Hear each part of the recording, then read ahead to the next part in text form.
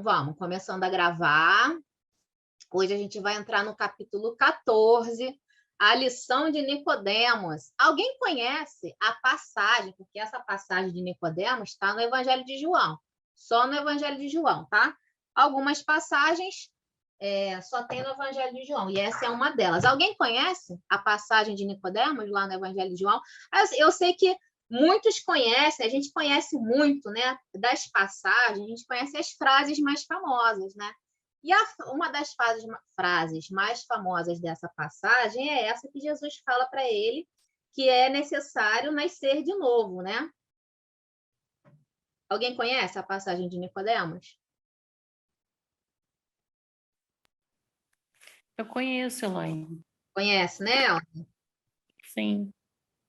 Então vamos lá. Eu não vou ler a passagem, né? Porque nosso objetivo não é o texto do Evangelho por enquanto, ano que vem só. Então, essa passagem está no capítulo 3 do Evangelho de João, e muito dela tem no próprio texto de Humberto de Campos, porque é um diálogo grande que Jesus teve com Nicodemos. Mas vamos então começar.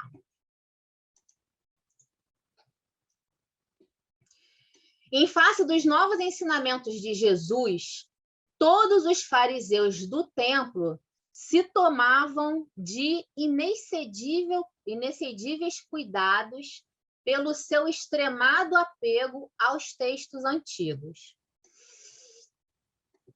O mestre, porém, nunca perdeu o ensejo de esclarecer as situações mais difíceis com a luz da verdade que a sua palavra divina trazia ao pensamento do mundo. A gente já viu aqui em algumas passagens que Jesus, né, ele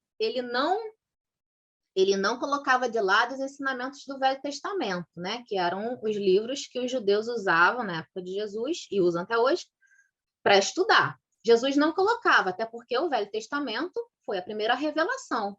Jesus esclarecia, à luz da nova revelação, que foi a revelação de Jesus, o que os judeus achavam que estava contraditório com o que ele veio trazer. Não estava contraditório, eles é que não conseguiam compreender. Então, Jesus veio com a nova revelação e muitas vezes ele esclarecia, como a gente já viu aqui, né?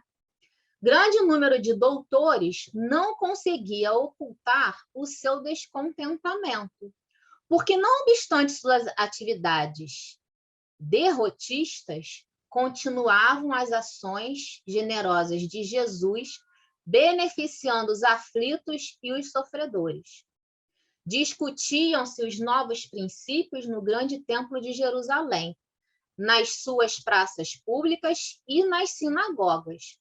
Os mais humildes e pobres viam no Messias o emissário de Deus, cujas mãos repartiam em abundância os bens da paz e da consolação. Então, o que Humberto de Campos está trazendo aqui para a gente, né? Jesus mexeu com todos, né? Os grandes doutores da lei confrontavam o que Jesus trazia com as leis lá, a literalidade das leis que eles estavam presos.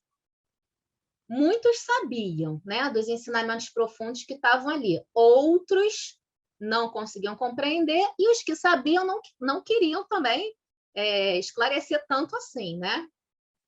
E aqueles que não eram, né, os doutores da lei, pessoas do povo, como a gente já viu aqui também em outras passagens, não eram os grandes estudiosos, mas sentiam no mestre aquela acolhida que eles não viam, né? Nunca tiveram sentido, nunca tiveram visto, e por isso todos estavam ali, as suas maneiras, a maneira das suas intenções, mexidos com esse novo Messias, né? É que o profeta... Peraí, eu pulei uma parte aqui. Pulei? As personalidades importantes temiam-no. Por quê? É que o profeta não se deixava seduzir pelas grandes promessas que lhe faziam com referência ao seu futuro material. Muitos, né, inclusive partindo dos discípulos, tentaram envolver Jesus ali com o poder da época, né? Tentaram tirar ele ali daquela proximidade com os simples e humildes e trazer ele para o poder. A gente já viu isso também. Imagino que eles prometiam para Jesus, né? os grandes estudiosos, como a gente vai ver aqui em Nicodemos, percebendo que ali de fato existia uma conexão, né, uma comunhão com Deus, ficavam meio mexidos, né? E provavelmente tentavam levar Jesus para eles, né? Porque se você tem o poder e eu quero o poder, traz o poder para perto da gente. A cabeça funciona mais ou menos assim, né? Mas não era para isso que Jesus veio, né? Apesar de magnânimo para com todas as faltas alheias, combatia o mal com tão intenso ardor. Aqui a gente precisa ler isso com calma, né? Porque daqui, aquele leitor desatento pode dizer que Jesus combatia, né, aquele que cometia o mal. A gente já viu que não é isso. Uma coisa é você combater o mal, outra coisa é você combater o seu irmão que comete o mal. O seu irmão que comete o mal não é o mal que ele comete, né? Então, aqui está bem claro, apesar de magnânimo para com todas as faltas alheias, combatia o mal com tão intenso ardor, para que logo se fazia objeto de hostilidade para todas as intenções inconfessáveis. Eram populares que se entregavam à apologia franca da doutrina de Jesus, servos que sentiam com todo o calor do coração reconhecido, sacerdotes que o combatiam abertamente e convencionalistas que não o toleravam, indivíduos abastados que se insurgiam contra os seus ensinos. E Jesus se mantinha ali firme, com a paz de quem está em comunhão com Deus, né? E estava ele lá pregando. Todavia, sem embargos de dissensões naturais que precedem o estabelecimento definitivo das ideias novas, alguns espíritos acompanhavam o Messias tomado de vivo interesse pelos seus elevados princípios. Entre estes figurava Nicodemos, fariseu notável pelo coração bem formado e pelos dotes da inteligência. Olha isso. Assim, uma noite, ao cabo de grandes preocupações, aqui no Evangelho de João, olha como que João narra, ó, Nicodemos, líder dos judeus, no texto do Evangelho. Havia entre os fariseus, a gente vai entender o que é fariseu, porque para a gente poder entender a profundidade da mensagem do capítulo, uma das coisas que a gente precisa entender é o que era um fariseu. Havia entre os fariseus um homem cujo nome era Nicodemos, líder dos judeus. Então, junta tudo isso, ó, líder dos judeus, um homem tomado de vivo interesse pelo elevado espírito, fariseu notável, pelo coração bem formado, pelos dotes da inteligência, não era qualquer pessoa, né? Assim, uma noite, ao cabo de grandes preocupações e longos raciocínios, procurou Jesus. Em particular, né, não podia ser visto com ele, né, procurou Jesus em particular, seduzido pela magnanimidade de suas ações e pela grandeza de sua doutrina salvadora. O Messias estava acompanhado apenas de 2 dos seus discípulos e recebeu a visita com a sua bondade costumeira. Então, vamos parar aqui para entender o que eram os fariseus, tá? E a gente vai usar, para entender o que eram os fariseus, o texto do Evangelho segundo o Espiritismo. Lá na parte introdutória do Evangelho, né, notas históricas, quando a gente estuda o Evangelho, quando a gente estuda qualquer livro, a gente tem a mania de pular a parte introdutória, pular a mensagem inicial, né? Mas eu vou dizer que nessas mensagens, nessa parte introdutória, tem muita coisa para estudar. E no Evangelho segundo o Espiritismo não é diferente, tá? Lá, nessa parte da introdução, notas históricas, olha como que Kardec inicia essa nota introdutória, né? E olha que interessante, uma coisa que eu falo. No nosso meio espírita, né, o estudo dos textos do Evangelho, do Antigo Testamento, é uma coisa relativamente nova, né? Não é uma coisa... Tem centro espírita que nem tem ainda, né, estudos aprofundados do Evangelho, do Antigo Testamento, não tem. Mas olha aqui a dica que Kardec já tinha dado para a gente. Para melhor compreendermos algumas passagens do Evangelho, é necessário conhecer o valor de algumas palavras que são frequentemente empregadas e caracterizam os costumes e as ideias da sociedade judaica daquela época. Kardec falou isso para a gente. Como é que a gente consegue entender isso? Estudando o Evangelho. Só que para estudar o Novo Testamento, a gente tem que entender o Antigo Testamento, né? Porque muita simbologia é explicada lá. Então, já tinha dica aqui, né? Que o estudo tem que ser muito maior do que a gente pensava que tinha. Mas a gente tinha que começar por algum lugar. Então, lá nas notas introdutórias, Kardec traz para a gente o que são os samaritanos, os que são os nazarenos, os publicanos, né? Algumas palavras importantes. E fala sobre os fariseus. E o que ele fala sobre os fariseus? Tirei só um trechinho, tá? Ele fala assim, ó. Do hebreu perush, que significa divisão, né? Separação. Entre essas seitas, era uma divisão dentro do judaísmo, tá? Tinham outras, né? Como hoje a Igreja Católica tem algumas divisões, a Igreja Protestante tem algumas divisões, então era uma divisão. Entre essas seitas, a mais influente era dos fariseus. Tomavam parte ativa nas controvérsias religiosas. Servis cumpridores das práticas exteriores do culto e das cerimônias, cheios de zelo ardente de proselitismo, inimigo dos inovadores. Opa, Jesus era o quê? Afetavam grande severidade de princípios, mas, sob as aparências de meticulosa devoção, ocultavam costumes dissolutos, muito orgulho e, acima de tudo, excessiva ânsia de dominação. Tinham a religião mais como um meio de chegarem a seus fins do que como um objeto de fé sincera. Mais uma passagem que era só na época de Jesus, né? Hoje em dia a gente não tem isso. Da virtude, nada possuíam, além das exterioridades e da ostentação.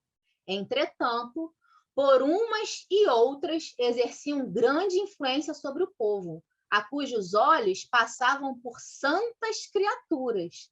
Daí, por serem muito poderosos em Jerusalém. Acreditavam, ou pelo menos, esse trecho é importante, hein? Acreditavam, ou pelo menos fingiam acreditar na providência, na imortalidade da alma, olha isso aqui, na eternidade das penas e na ressurreição dos mortos. Olha como é antigo, né? Isso tudo. Jesus, que prezava, sobretudo, a simplicidade e a qualidade da alma, que na lei preferia o espírito que vivifica a lei que mata, uma frase de Jesus, né? Se aplicou duramente toda a sua missão a lhes desmascarar a hipocrisia, pelo que tinha neles encarniçados inimigos. Essa a razão porque se ligaram aos príncipes dos sacerdotes para amotinar contra ele o povo e eliminá-lo. Participaram ali, né, de toda aquela confusão, quando Jesus foi preso, né, quando passou pela paixão, aquela história que a gente conhece ali. Então, os fariseus foram principais ali, que criaram todo aquele tumulto, toda aquela situação. Por quê? Porque temiam Jesus, né? Temiam perder o poder deles para Jesus, e principalmente porque Jesus, a gente viu aqui, né, Humberto de Campos, não se rendia ao que eles ofertavam para Jesus passar para o lado deles, e também porque os mais importantes ali, os mais inteligentes, percebiam que, de fato, aquele profeta ali tinha muito dos antigos profetas e muito mais ainda. Até aqui, alguém quer colocar alguma questão? Pode prosseguir? Então, esses eram os fariseus. E Nicodemos era um fariseu. Só que Humberto de Campos falou, era um fariseu um pouco diferente, né? Por quê? Porque era um fariseu, ele colocou lá, que tinha um coração... Cadê? Deixa eu achar.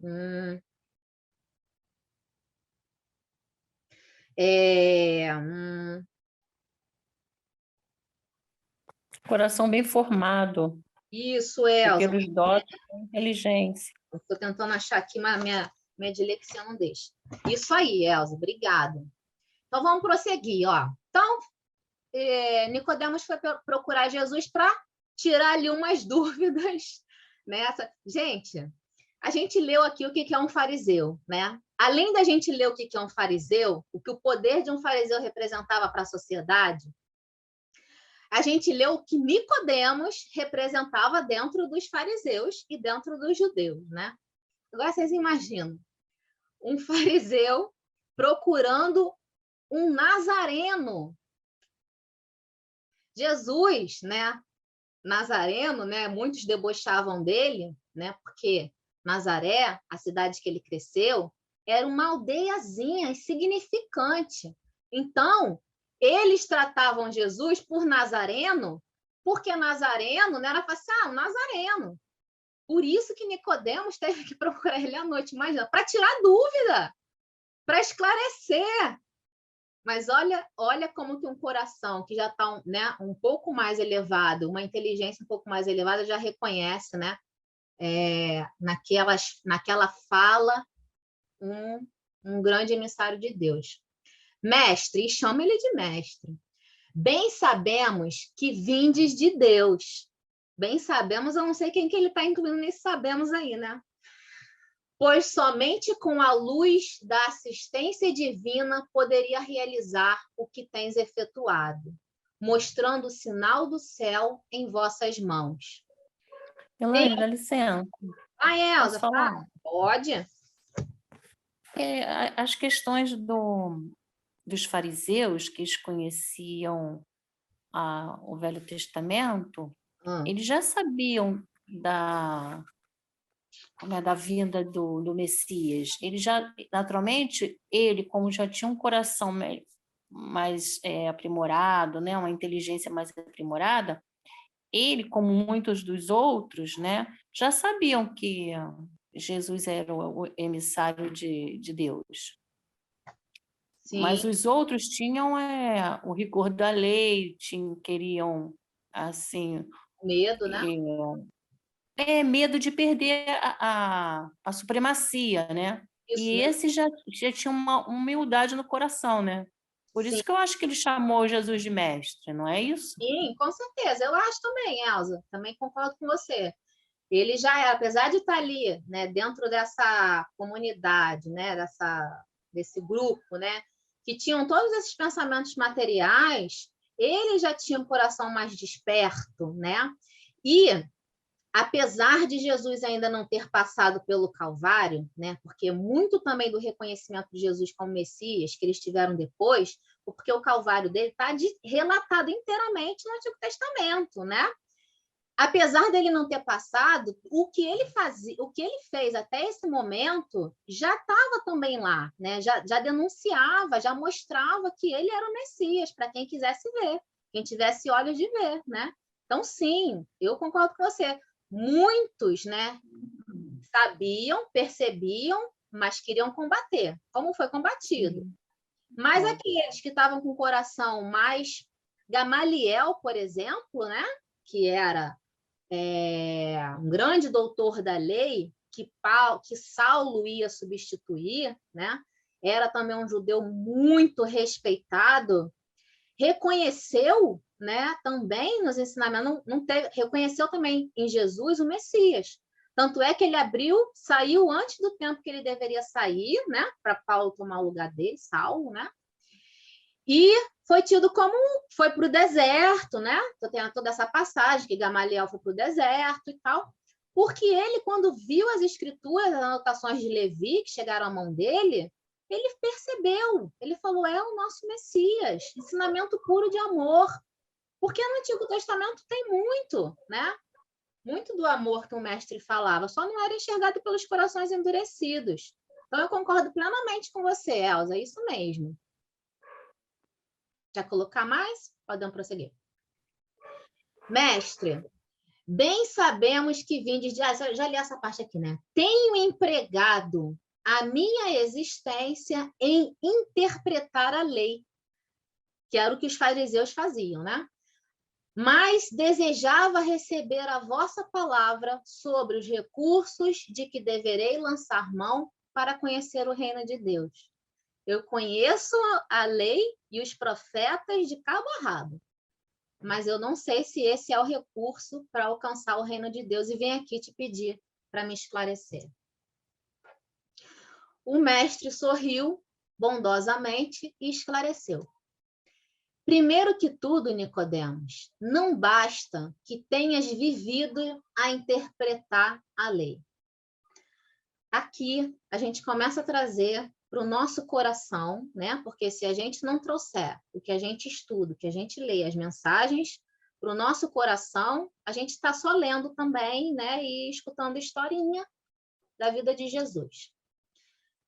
Isso aqui que Jesus vai falar para Nicodemos, eu trago para mim, né? Gosto muito de ler, gosto muito de estudar, gosto muito de estar com o livro na mão. Mas, se eu não viver tudo que eu estudo, eu estou perdendo meu tempo. Primeiro que tudo, Nicodemos, não basta que tenha vivido a interpretar a lei. Antes de raciocinar sobre as suas disposições, deveria ter-lhe sentido o texto. Uma coisa é a gente ler e passar, né? Uma coisa é a gente li a coleção de André Luiz, né? Li todos os livros de Humberto de Campos, já fiz não sei quantos cursos do Evangelho segundo o Espiritismo, livro dos Espíritos eu sei de cor, fala aí que eu falo qual é o número da questão. Se não servir de vivência, de transformação, é letra morta. A gente precisa sentir, viver, refletir. A gente precisa pegar um texto, ler, fechar o livro, tentar alcançar a mensagem, tentar trazer para dentro, tentar se entender naquele contexto. Eu faço isso, eu vivo isso, eu entendo isso. Como pode... vamos lá. Antes de raciocinar sobre as suas disposições, deveria ter-lhe sentido o texto. Mas, em verdade, devo dizer-te que ninguém conhecerá o reino dos céus sem nascer de novo.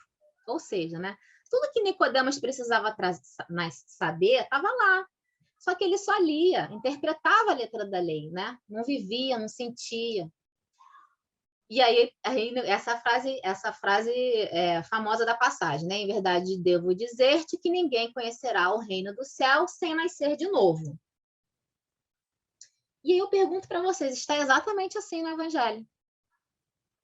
Como que alguém consegue dizer que Jesus não falou nos textos do Evangelho sobre a reencarnação? Passaram direto por essa frase, né? Que está no Evangelho de João. Passaram batido, né? Essa frase foi tirada, só tem no Evangelho dos Espíritos. Aí Nicodemos pergunta, esse texto está no Evangelho de João, tá? Quem tiver depois interesse de ver, capítulo 3. Como pode um homem nascer de novo sendo velho? Começou a dar um nó ali na cabeça dele. Interrogou o fariseu, altamente surpreendido. Poderá, porventura, regressar ao ventre da sua mãe? Gente, isso aqui é muito bom. Por quê? Porque quando a gente fala isso, né, que a pessoa fala assim, olha, mas se reencarnação, esse negócio de reencarnação está no texto do Evangelho, não.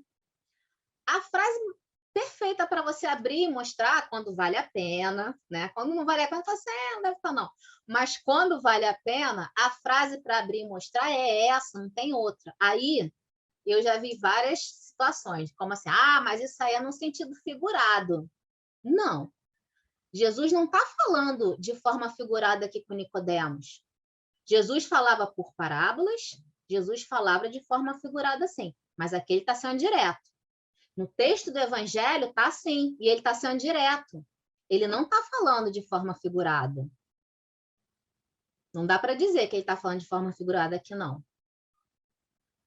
O Messias fixou nele os olhos calmos, consciente da gravidade do assunto em foco, e acrescentou: em verdade aqui é amém, né? O amém que a gente fala, reafirmando. Reafirmo-te ser indispensável que o homem nasça e renasça para conhecer plenamente a luz do reino. Ah, mas é renascer ainda em vida, é quando você se transforma, né? Quando você transforma o espírito. Tudo bem. No estudo aprofundado, essa frase, uma das interpretações, de fato, seria essa. Porque pode ser, né? Quantos de nós não despertou ainda nessa vida para verdades que a gente desconhecia? E aí a gente é um novo espírito, né? Um espírito renovado. Então, sim, a gente pode nascer, renascer, nascer, renascer na mesma vida, neste sentido, e a gente pode nascer, renascer em espírito, encarnar e reencarnar. Mas na frase anterior, Jesus não tem como ter duplo sentido. Mas ele vai falar mais aqui, ó. Em verdade, reafirmo-te indispensável que o homem nasça e renasça para conhecer plenamente a luz do reino. Entretanto, como pode ser isso? Perguntou Nicodemos perturbado. E aí Jesus vai, mas você é mestre em Israel e ignora estas coisas? Por quê? Porque isso era de conhecimento deles, sim, né? Desde os egípcios, né? Como quem viu a palestra ontem lá do nosso convidado do Recanto, né? Trouxe um monte de coisa da cultura, né? Dos iniciados do Egito. Mestre Israel ignora essas coisas? Inquiriu Jesus, como que surpreendido. É natural que cada um somente testifique daquilo que saiba, né? Porque a gente não pode testificar aquilo que a gente não sabe, né? A gente não pode ensinar um caminho que a gente não percorreu. Então, assim, o ideal é que você, né, só ensine aquilo que você já percorreu. Porém, precisamos considerar que tu ensinas, né? Eita, o que eu fiz aqui, meu pai? O que eu fiz aqui? Onde eu tô? Tô aqui, né?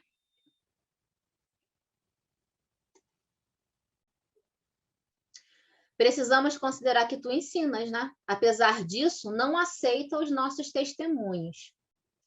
Se falando eu de coisas terrenas, sentes dificuldade em compreendê-la com os teus raciocínios sobre a lei, como você poderá aceitar as minhas afirmativas quando eu disser das coisas celestiais? Se a gente ainda está tão preso à materialidade dessa vida, como que a gente quer compreender plenamente a mensagem celestial do Mestre Jesus? Isso é para a gente também, tá? Não é só para Nicodemos, não. Seria loucura destinar os alimentos apropriados a um velho para o organismo frágil de uma criança. Não pode, né? Você não pode tentar transpor a água que está num jarro de 5 litros para uma xicrinha. Não vai dar, né? Não vai caber, né? Então, como é que você pode querer, Nicodemos, né? Se você está com a cabeça de xicrinha, querer que eu te traga um mar, né, de conhecimento, de esclarecimento, de entendimento. Extremamente confundido, retirou-se o fariseu, ficando André e Tiago empenhados em obter do Messias o necessário esclarecimento acerca daquela lição nova. Os discípulos também ficaram ali meio perturbados com aquilo, né? O que é isso que o mestre está falando? Que negócio é esse de nascer de novo, meu Deus? Vamos ver. Voltando só um pouquinho aqui no Evangelho segundo o Espiritismo, né? Olha o que Kardec fala aqui para a gente lá. Ninguém poderá, no capítulo 4, ninguém poderá ver o reino de Deus se não nascer de novo. Ressurreição e reencarnação. Vamos entender. A reencarnação fazia parte dos dogmas dos judeus, sobre o nome de ressurreição. Por quê, né? Só os saduceus, cuja crença era a de que tudo acaba com a morte, não acreditavam nisso. Então, de todos os judeus, né, todos os segmentos, divisões, os únicos que não acreditavam eram os saduceus, né? Os outros acreditavam.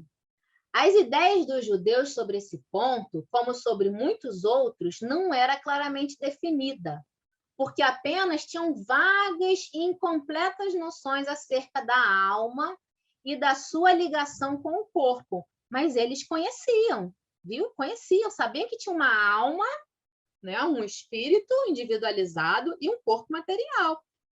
Mas eles não sabiam como era o processo. Criam eles, acreditavam eles, que um homem que vivera podia reviver, sem saberem precisamente de que maneira o fato poderia se dar. Um exemplo disso aqui, né, é quando Jesus pergunta: quem dizem que eu sou? Aí fala: mestre, uns falam que é Elias, outro que é João Batista. Alguns conhecem essa passagem, né? Olha a resposta deles, né? Claramente não estão falando de forma figurada, claramente deixando entender que eles entendiam que os mortos voltavam, só não sabia como, né?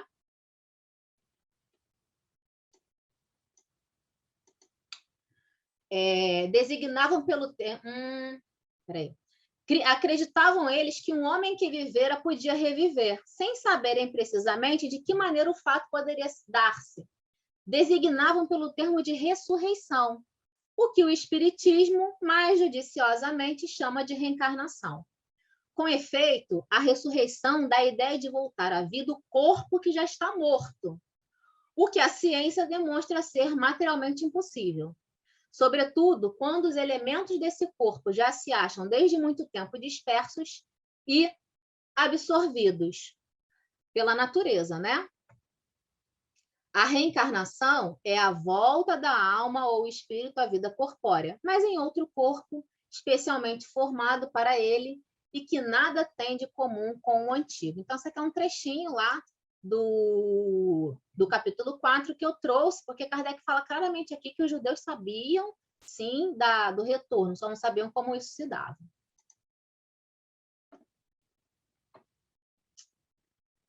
Jesus, no entanto, e aqueles dois... Não, mas acho que eu pulei um texto aqui. Aqueles dois discípulos continuavam presos à conversação particular que haviam entabulado. Desejavam eles ardentemente penetrar o sentido oculto das palavras do mestre. Como seria possível aquele renascimento? Não obstante os seus conhecimentos, não obstante os conhecimentos, quais? Esse que a gente leu que Kardec colocou lá. Também partilhavam da perplexidade que levara Nicodemos a se retirar fundamente surpreendido. Ficou todo mundo ali surpreendido, inclusive os discípulos. E aí Jesus pergunta para eles, né? Por que tamanha admiração? Gente, e essa passagem aqui de Humberto de Campos é maravilhosa também, porque a gente vai ver que também nesse aspecto Jesus foi muito claro com os discípulos, né?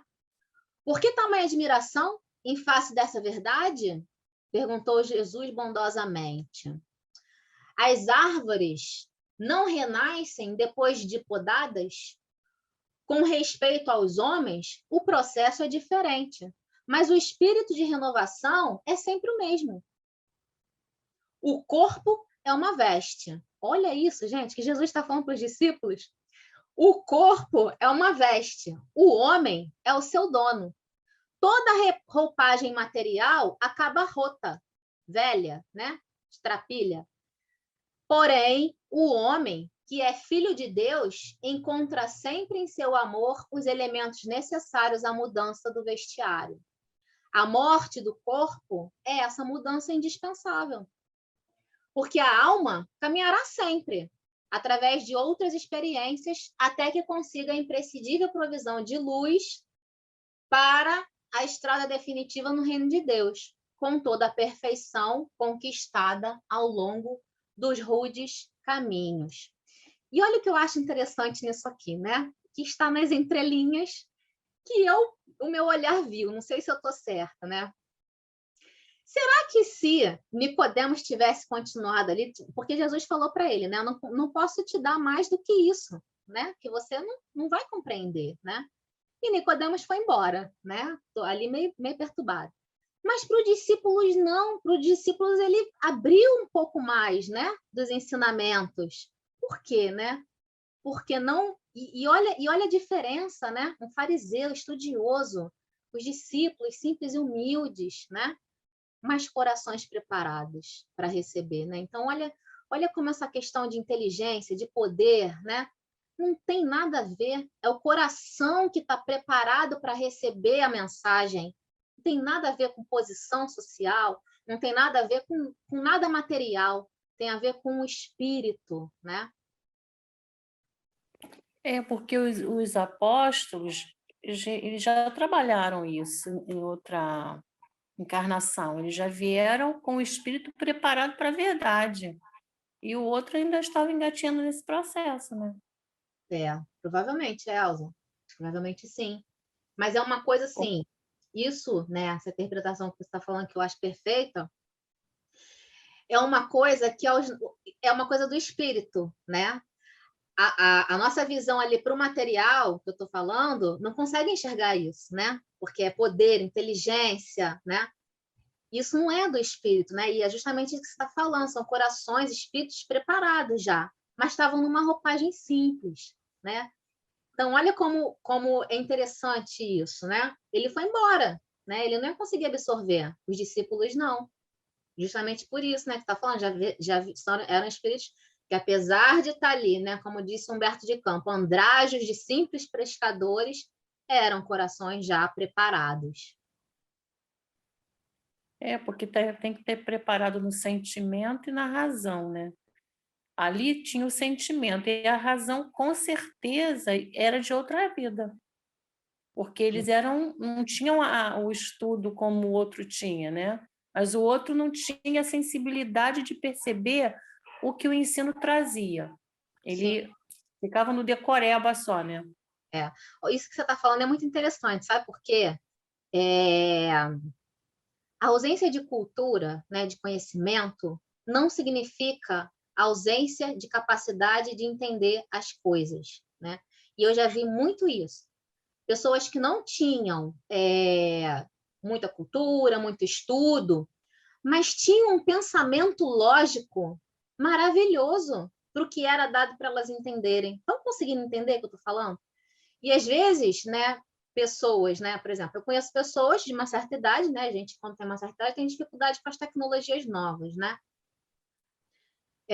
Com dificuldade de compreender. Mas se aquilo ali fosse dado para uma pessoa que, apesar de não ter cultura, tem um raciocínio bom, ela entenderia sim. E eu já vi isso na minha frente, um raciocínio bom.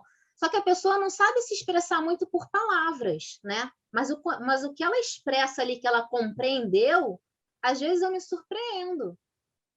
E é isso que você está falando, né, Elza? Eles estão ali, às nossas vistas, incapacitados de ter o raciocínio, né? Mas tinham sim, eram espíritos preparados para isso.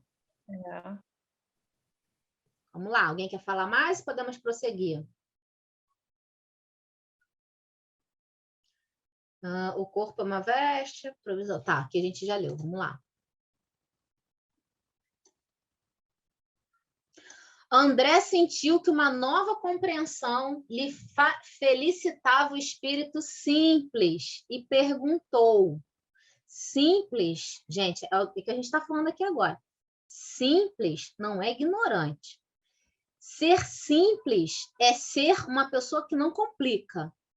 É ser simples no trato, é ter coração aberto para receber, né? Isso é ser simples. Mestre, já que o corpo é como uma roupa material das almas, gente, olha a frase, olha a frase. Já que o corpo é como uma roupa material das almas, por que não somos todos iguais no mundo? Vejo belos jovens junto de aleijados e paralíticos. Olha o raciocínio. Acaso não tenho ensinado, disse Jesus, que tem de chorar todo aquele que se transforma em instrumento de escândalo? Cada alma conduz consigo mesma o inferno ou o céu que edificou no âmago da consciência. Lembram que a gente viu isso lá no capítulo anterior?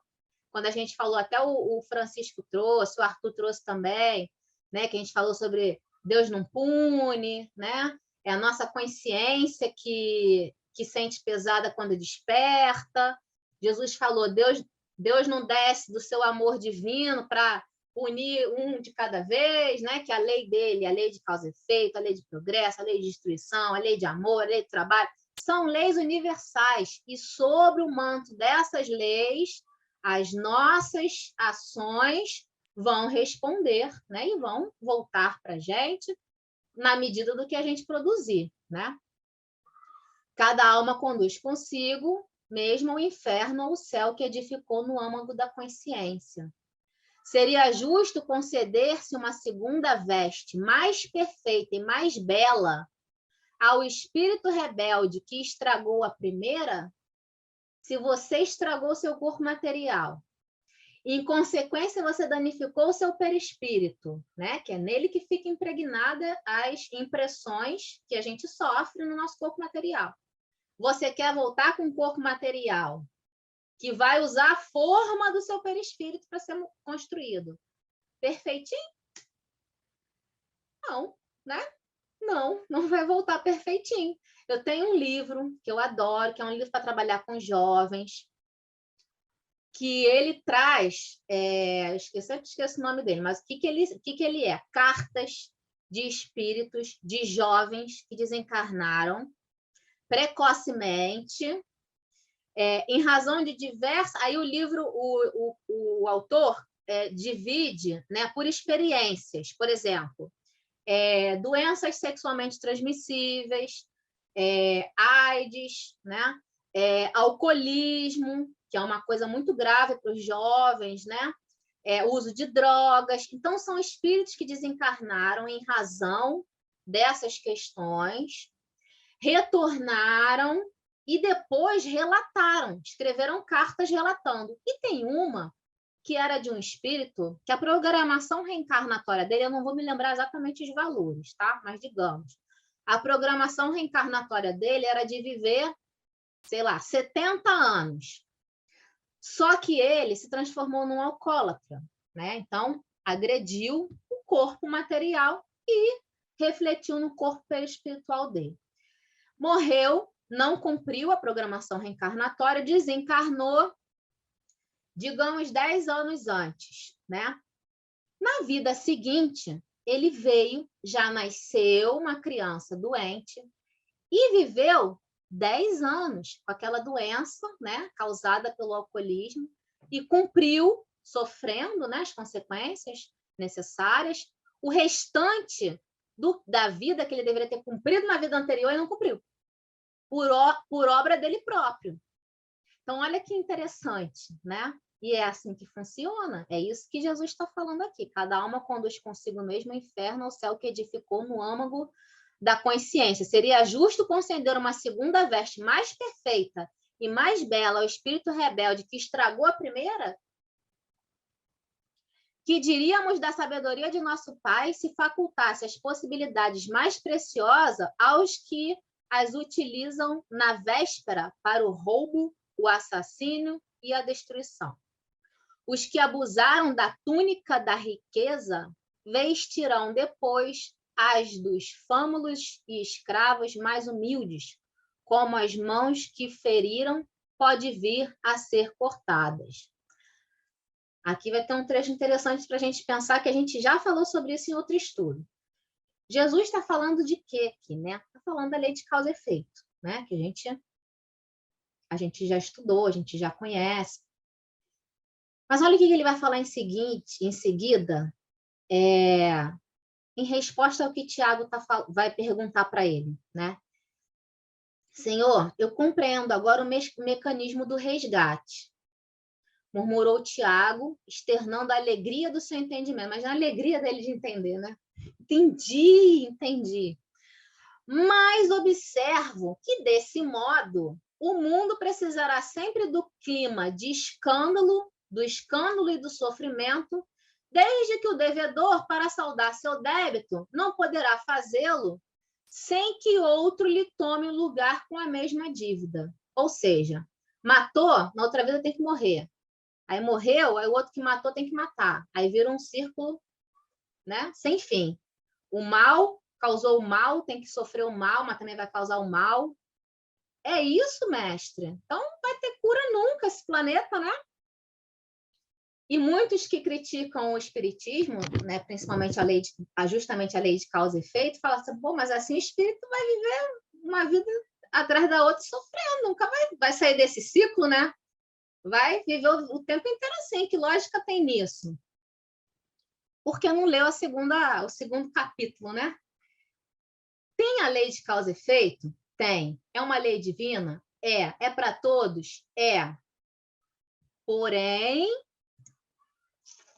olha o que Jesus vai falar. O mestre apreendeu a amplitude da objeção e esclareceu os discípulos. Dentro da lei de Moisés, como se verifica o processo da redenção? Olha Jesus pegando lá a lei de Moisés para explicar. Tiago meditou um instante e respondeu. Também na lei está escrito que o homem pagará olho por olho, dente por dente. Está lá em Levítico, tem até uma colinha aqui. Levítico, capítulo 24, versículos 17 a 20. E olha o que Jesus fala para ele. Também tu, Tiago, você também está procedendo como Nicodemos, replicou Jesus com um generoso sorriso. Como todos os homens, aliás, têm raciocinado, até hoje. Mas não tem sentido. Leu a lei, né? Mas não sentiu a lei, tirou só a letra morta. Ainda não poderaste, talvez, que o primeiro mandamento da lei é uma determinação de amor. Acima do não adulterarás e do não cobiçarás, está o amar a Deus sobre todas as coisas, de todo o seu coração e de todo o seu entendimento. Como poderá alguém amar o Pai, aborrecendo-lhe a obra? Contudo, não estranho a exiguidade da visão espiritual com que examinaste o texto dos profetas. Todas as criaturas hão feito o mesmo, e fazemos até hoje. Investigando as revelações do céu com o egoísmo que lhes é próprio. Olha isso, gente. A gente examina as leis de Deus, que é puro amor, com o egoísmo do nosso coração. A gente coloca um Deus, personifica um Deus orgulhoso, vingativo. Deus está longe disso. Mas a gente coloca a nossa impressão, né, a nossa limitação na interpretação. Todas as criaturas hão feito o mesmo, investigando as revelações do céu com o egoísmo que lhe é próprio, organizam a justiça como o edifício mais alto do idealismo humano. E, entretanto, coloco o amor acima da justiça do mundo e tenho ensinado que só ele cobre a multidão dos pecados. E se nos prendermos à lei de Talião, né, que é a olho por olho, dente por dente, somos obrigados a reconhecer que onde existe um assassino, haverá mais tarde um homem que necessita ser assassinado. Se a gente tomar a lei de Talião ao pé da letra, se a gente pôr por lado o amor que salva, né, a gente vai sempre ter que ter um assassinado. Com a lei de amor, porém, compreendemos que o verdugo e a vítima são dois irmãos, filhos de um mesmo pai. Deus não quer que a gente sofra, né, as provas duras dos nossos erros simplesmente por sofrer. A lei de causa e efeito não é uma regra fechada como dessa forma, porque acima dessa regra tem o amor. O amor é a maior regra de todas. Então, sim, né, na minha interpretação, sim, um ato de amor, de arrependimento verdadeiro, de reconhecimento do espírito, né? De libertação do espírito, cobre, sim, um manto de pecado. E se dois irmãos, né, que são verdugos entre si, passaram anos se combatendo, mas se naquela encarnação ali eles se transformaram, acabou. Na próxima, não vai ter que um matar o outro. Acabou, eles já entenderam. Não vai precisar sofrer, não vai precisar resgatar. Porque a meta é o amor, a meta não é o sofrimento. Filho que presta o pai... Oi, Elza, fala. Isso não cabe para espíritos endurecidos, né? Os espíritos endurecidos que ainda não despertaram para o amor, aí essa lei de Talião é válida, né? Sim, porque então, aí tem que passar por todos aqueles processos. Quem Agora, quando despertou. se sublimou esse amor, né? Quando esse amor foi um amor renúncia, um amor sacrifício, um amor dedicação, né? Que está com toda a tua pureza para trabalhar esses processos íntimos aí de contra a lei divina, aí cobre a multidão de pecados, né? Mas quando é um espírito que não despertou ainda para o amor, aí essa lei de Talião ainda é válida, né? Na questão do reajuste com a lei, da reparação. Quando a reparação não consegue ainda, aí a lei aplica a expiação para ver se o espírito, nesse sofrimento de pagar com aquilo que ele fez, ele possa despertar esse sentimento de amor, né? Sim, que ele vai sentir aquilo que ele causou no outro. Isso, eu concordo com você nessa parte que você fala isso, né? De fato, é o que eu estou falando. Quando verdadeiramente desperta, né? A gente tem, eu não vou lembrar do livro agora, mas dois espíritos que estavam lá, um encarnado, outro desencarnado. O filho matou o pai, então desencarnado era o pai, o livro do André Luiz. E foi até aquele que eu já trouxe aqui, né? André Luiz está lá falando sobre o procedimento da mente, como que funciona a mente, o mecanismo da mente, falando com profundidade.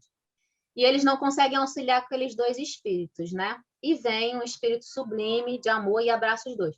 Naquele momento ali, a única coisa que eu queria colocar no que você falou é assim, a minha interpretação, que não precisa ser espírito sublimado, né? Eu acho que qualquer grau de espiritualidade, né, de elevação espiritual, o espírito pode despertar verdadeiramente para um débito. E se ele despertou para aquilo ali, se ele se renovou verdadeiramente, mas tem que ter o verdadeiramente, né? Se ele se renovou verdadeiramente, um ato de amor dele, né, de perdão, por exemplo, vai cobrir aquela necessidade. Mas precisa ser verdadeiro. Raquelzinha está com a mão levantada. Fala, Raquel. Então, para não virar um círculo vicioso, o seu Honório Abreu, ele sempre falava isso, que quando a gente tem alguma rusga, algum débito com alguém, esse débito não fica circunscrito àquela pessoa. Você pode muito bem quitar esse débito com a outra pessoa que entra no seu caminho, na sua reencarnação. Você não fica circunscrito a ele.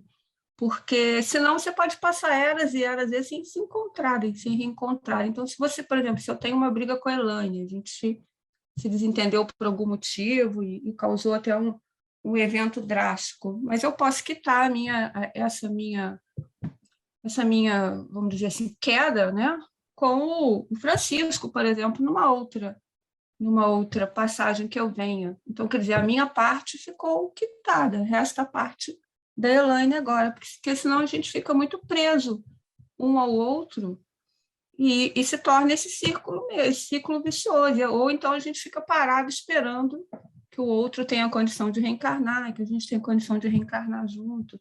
Então, ele sempre falava isso, o que prende a gente a alguém que nos feriu ou que nós ferimos é o ódio é o rancor, é a mágoa. Se isso tudo passar a deixar de existir para você e você quiser resgatar isso de alguma outra maneira, você resgata de com uma outra situação, com uma outra pessoa, com outro espírito, com outro processo reencarnatório. Você não fica ligado para sempre com ele. Eu penso que isso é muito legal, porque senão eu ficaria preso o tempo todo esperando que a Elaine reencarnasse para a gente poder quitar. E eu não teria oportunidade, ficaria ali marcando o passo. Nem se ela não quiser fazer as pazes comigo em alguma outra reencarnação. Justamente. Então, Quando... é a minha parte, né? Muito bem colocado, Raquel. Quando dois espíritos têm débitos, um já despertou e o outro não, né? O outro não aceitou o perdão, o outro vai ficar preso a ele? Não, ele vai caminhar, né? Vai progredir. Muito bom, Raquel. Fala, Arthur. Eu acredito que deve ter aí centenas de formas de resgatar um débito. Não vai ser exatamente como foi na outra vida. Eu vi um exemplo, eu vi vários em livros, mas eu lembro de um que eram dois irmãos que um era doente mental e o irmão cuidava dele, mas tinha muito dinheiro na jogada. Então ele deixava o irmão doente, saía à noite no frio, nu, porque ele sabia que ele era frágil também de saúde, ia morrer logo, ia pegar a herança só para ele. E o irmão morreu, ficou doente e morreu. Eu acredito, não lembro agora, que o irmão que morreu deve ter seguido em frente. Porque o que aconteceu com o outro irmão que provocou a morte dele? Ele voltou para trabalhar como vigia noturno, que ficava as noites todas frias trabalhando, circulando lá fora e ficou doente do mesmo jeito. Mas ninguém causou, foi o trabalho dele. Sim, então, ele não teve que sofrer isso das mãos do irmão que ele fazia. Exatamente, Ele sofreu pelas circunstâncias que foi colocado na vida dele. Porque acredito, eu não me lembro agora, o irmão que morreu deve ter perdoado e seguido em frente. Eu conheço essa história, estou me lembrando de onde é, mas eu conheço. Oi? Eu conheço essa história. Eu já ouvi essa história umas 2 ou 3 vezes, só não me lembro de onde agora. É de algum livro nosso que a gente conhece. Então, é isso, né? Senão vira um ciclo vicioso, né? E os espíritos não progridem da mesma forma. E foi o que eu falei, gente. Para mim, né, na minha interpretação, Deus não quer punir, Deus quer que o espírito desperte. Ó, vou fazer um relato para vocês muito íntimo meu, tá? Que é o seguinte: uma das questões que me fazia não aceitar Deus, né? Para quem não sabe aqui, uma fase da minha vida, né, eu era ateia. Acreditem se quiser. Mas uma das questões que me afastavam de Deus foi porque eu não conhecia o meu pai. Quando a minha mãe estava grávida do meu pai abandonou a minha mãe. E isso causou na minha vida, na minha infância, né, questões, né, que foram muito duras. Então, tudo que me apresentavam de Deus não explicava por que eu, quando nasci, né, não conheci meu pai, passei por tudo aquilo, né? Então, eu falava, Deus não existe, por que Deus bom é esse que fez isso comigo, né? Quando eu conheci a doutrina espírita, que foi a única que me mostrou, né, quando a ficha caiu, que me mostrou, olha, você resgata aquilo que você causou.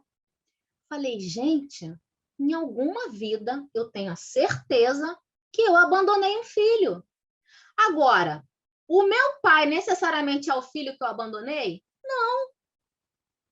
Não, né?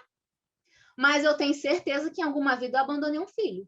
Porque nessa eu tive que vivenciar o sofrimento de não ter um pai para poder sentir a dor do que é não ter um pai, né? Então, assim, falei isso para falar isso, que não necessariamente o filho que eu abandonei é o meu pai, né? Ou não necessariamente eu abandonei um filho, posso ter abandonado vários filhos em várias vidas. Eu vou ter que viver tantas vidas quantas eu abandonei? Não, já entendi. Eu acho, né? Espero.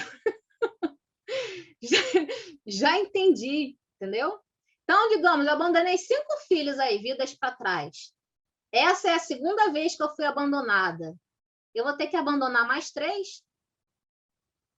Eu acho que eu já compreendi, entendeu? Então, se eu verdadeiramente compreendi, se eu vier novamente, tiver que passar por essa prova novamente e não abandonar, eu não vou precisar ser abandonada mais 3 vezes. Eu já aprendi. Então, assim, para mim, para o meu limitado entendimento da lei, do estudo, das mensagens, é esse. Vamos lá prosseguir, que daqui a pouco Francisco e a Len tem evangelho no lar. Então, ó, encerrando. Ante as elucidações do mestre aos... Acho que ali não dá para eu ler. Alguém lê aí para mim a primeira frase. Pegando essa aqui. Ante as elucidações do mestre, os 2 discípulos estavam maravilhados. Aquela lição profunda esclarecia-os para sempre. O que Nicodemos perdeu, né? Tiago, então, aproximou-se e sugeriu a Jesus que proclamasse aquelas verdades novas na pregação do dia seguinte. O mestre dirigiu-lhe um olhar de admiração e interrogou: será que você não compreendeu? Pois se um doutor da lei saiu daqui sem que eu lhe pudesse explicar toda a verdade, como queres que proceda de modo contrário para com a compreensão simplista do espírito popular? Que era a gente que estava lá e está aqui ainda? Alguém constrói uma casa iniciando pelo teto o trabalho? Não, né? Por isso que a gente teve o Antigo Testamento, o Novo Testamento e a terceira revelação. Por quê? Porque hoje a nossa ciência já pode comprovar isso. Hoje a gente já tem recursos, capacidade, entendimento, né? Mas naquela época a gente não tinha. Alguém constrói uma casa iniciando pelo teto o trabalho? Além disso, mandarei mais tarde, olha que maravilhoso, Jesus falando para Tiago, mandarei mais tarde o Consolador, a fim de esclarecer e dilatar os meus ensinos. Eminentemente impressionados, e olha, vou dizer, isso aqui que Jesus falou para Tiago, né? Aqui para André, ele repetiu na última ceia, né? Porque lá ele falou: hoje não posso revelar tudo, mas enviarei um consolador, alguns traduzem por Paráclito, né? Que vos esclarecerá tudo, né? E essa é outra passagem polêmica, que fala: Jesus vai voltar, né? Não, tá claro lá, ele não falou eu vou voltar para esclarecer tudo, ele falou eu vou enviar um consolador, que além de consolar, vai esclarecer, porque o esclarecimento consola. Eminentemente impressionado, André e Tiago calaram as derradeiras interrogações. Aquela palestra particular entre os senhores discípulos permaneceria guardada na sombra leve da noite em Jerusalém. Mas a lição de Nicodemos estava dada. A lei da reencarnação estava proclamada para sempre no Evangelho do Reino. Por quê? O mestre sabia que João, né, traria isso para o Evangelho dele, outras passagens, outros evangelistas, a reencarnação lá bonitinha, para quem tem olhos de ver. E há quem diga que não está no Evangelho, né? Não tem nada disso de reencarnação lá. Esse negócio do capeta que vocês trouxeram, esse negócio de conversar com os espíritos aí é coisa do demônio. Só porque tem olhos de ver. Não é? Mas terão. Eu também não tinha, né? Não posso falar nada. Todos, na verdade, né? Hã? Nós todos, na verdade. A gente está aqui por quê? Porque a gente ainda não tem olhos de ver nem ouvido de ouvir. Tanto que está aí, ó. Tentando entender, né, Francisco? E olha, eu falo uma coisa, né? A gente está aqui hoje com a doutrina espírita achando que está entendendo tudo, mas a gente está engatinhando ainda. A gente não tem capacidade de entender tudo. E não é porque a gente não tem capacidade intelectual, não. É porque a gente não tem amor. Para a gente conseguir entender tudo mesmo, a gente precisa ter amor. A gente não consegue nem entender o que é isso que eu estou falando, ter amor, né? Mas a gente precisa ter amor. Quando a gente tiver o coração amoroso, a gente vai parar de voltar o nosso olhar, trazendo Deus para as nossas imperfeições de orgulho, de vaidade, né? Um Deus rancoroso, um Deus que pune por punir, e vai conseguir entender o amor de Deus e entender, tá, então não é isso que eu entendi. Mas a gente ainda não está a gente está começando, a gente está engatinhando, né? É. Alguém quer colocar mais alguma coisa? Quantos Nicodemos ainda existem, né? Ainda hoje, né? Não é? Até dentro da doutrina espírita. A gente estava falando isso numa quarta-feira, acho que você não estava, no estudo miudinho, que apesar de nós conhecermos a doutrina espírita, e muitos de nós, às vezes, até nos vangloriarmos achando que temos... que somos privilegiados, né, por Deus, ao contrário, né? Mas muita gente não se acha, a gente vê muitas correntes ainda dentro da doutrina espírita desvirtuando tudo isso que Jesus falou, né? Então, nós ainda estamos criando ainda outros tipos de espiritismo dentro da doutrina espírita. Aí a gente fala, caramba, continuamos os Nicodemos, ainda não aprendemos nada, ainda saímos de fininho quando Jesus tentou explicar, porque a gente não ia conseguir entender, né? Então, verdade. ainda é muito, muito complicado isso, né? Mas a gente está na luta, né, Raquel? Oh, nem fala, cara. O evangelho está aí dando surra na gente, não tem jeito. Tem um visitante ali, ó, atrás da Lene. Ô, Maurício! É o filhão. Ele veio com a Raquel. Ele falou assim, só vou ficar porque eu escutei a voz da Raquel. Ai, amor! Saudade de você, amor. Um beijo, tá lindo, como sempre. Venha mais vezes. Olha, deixa eu te falar. Venha mais vezes que a Raquel tá toda terça-feira aqui, viu? Pode vir. Vem, eu já convidei também. Amores, muito bom. Ó, tá quase na hora do evangelho. Eu sei que ele ouviu a voz da Raquel e falou: pai, mãe, ó, tá na hora do evangelho, né? Foi isso mesmo. É isso aí. Isso aí, exatamente. Vamos Só que ele quer ver a Raquel. Aí ele, eu não estou vendo a Raquel. Eu falei, porque ela está no celular da Érica. Ela tá disfarçada de Érica. Desculpa, Maurícia, que a gente ficou sem internet, fiquei sem bateria. Aí estou no celular da Érica tentando fazer com que a bateria dure. Isso, Maurício. A Lu aí também, Maurício. Só eu que não te conheço, Maurício. Vamos ter que dar um jeito nisso. Já chamei ele para fazer o curso com a gente, mas ele foge. Um dia ele vem. Ano que vem ele vem no Miudinho. Raquel vai ser uma facilitadora nossa do Miudinho, ó, né, Raquel? A gente está lá estudando para ano que vem trazer um estudo bonitinho. Então. Vamos tentar, né? Traz essa sua ganguezinha aí do bem, Raquel. Com certeza, vou convidar todo mundo. Vamos então encerrar. Quem quer fazer a nossa prece para a gente encerrar?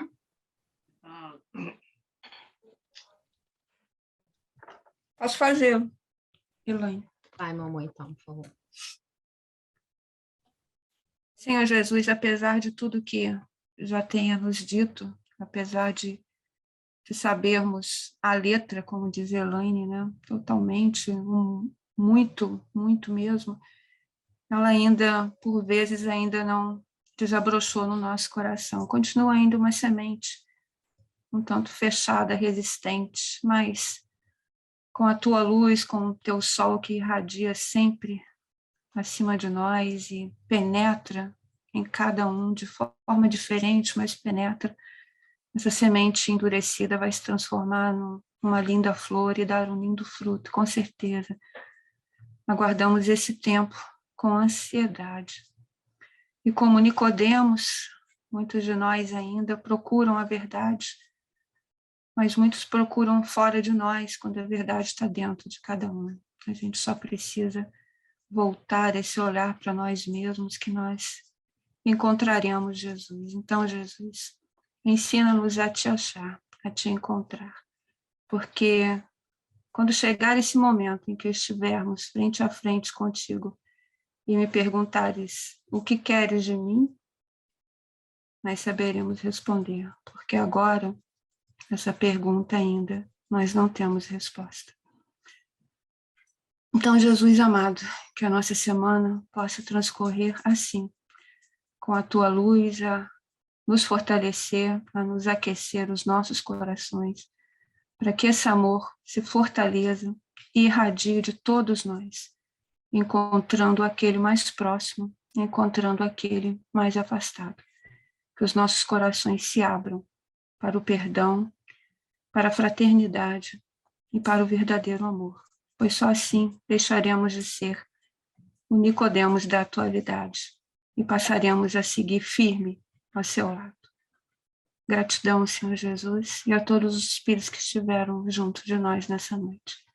Que assim seja, graças a Deus. Muito bom, amores. Mais uma vez, muito obrigada pela presença de vocês, pela ajuda na construção desse estudo. Fiquem com Deus. Uma noite de muita paz. Tchau, beijo, gente. Fiquem bem. Beijo.